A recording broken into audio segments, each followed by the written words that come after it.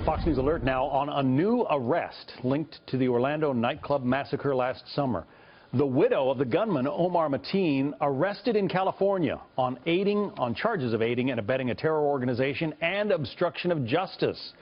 Mateen pledged allegiance to ISIS during that standoff. He died in the rampage that left 49 innocent people dead. Joining us now, Jonna Spilbor, a former prosecutor and criminal defense attorney. Also with us, Heather Hansen, a trial attorney. Now, during the investigation of these crimes, she said, Noor Salman, the woman who was arrested, she said, oh, my husband was abusive. He punched me in the belly when I was pregnant.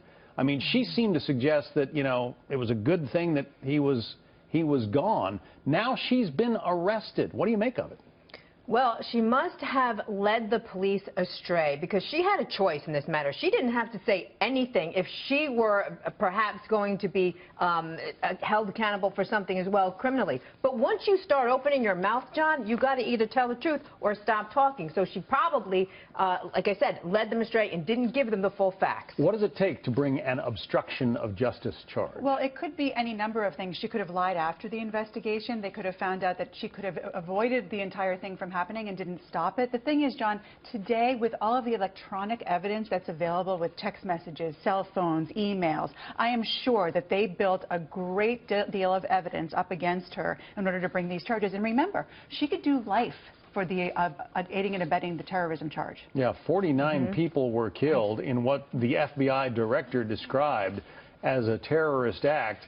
The fact that she was married to him, he is deceased now. Right. Does she have any protection in terms of testifying against her husband? Not really, and certainly because he's dead, there won't be a criminal trial against him. And you have to remember, I mean, Martha Stewart, the cover-up is worse than the crime. This is apples and oranges, but the point is the same. You can't cover up something to shield somebody else or yourself, but you can be quiet. She chose not to. The chief of police in Orlando, John Mina, just put out a statement that reads in part, he says, I am glad to see that Omar Mateen's wife has been charged with aiding her husband in the commission of the brutal attack on the Pulse nightclub. Federal authorities have been working tirelessly on this case for more than 7 months, and we are grateful that they have seen to it that some measure of justice will be served in this act of terror. First of all, that's pretty unusual for a police chief to be applauding the arrest of somebody in an active investigation, but also it suggests that, you know, he knows something that the rest of us don't. Absolutely. It shows that they have a great deal of evidence. And really, I mean, everyone wants someone to be held accountable. If she had something to do with the death of these people, absolutely she should be held accountable. And it sounds as though, from the fact that he's making that statement, they have evidence to do just that. So the feeling among the police is that he got off too easy. I mean, he died in that shootout with authorities when they raided the club after several hours. Yeah, and I think what the authorities are doing now is sending a message, because that's the only way to truly attack ISIS. You can't just attack the people who are committing the crimes. You have to attack everybody on the purview who are helping it or allowing it to happen, and this is a good first step.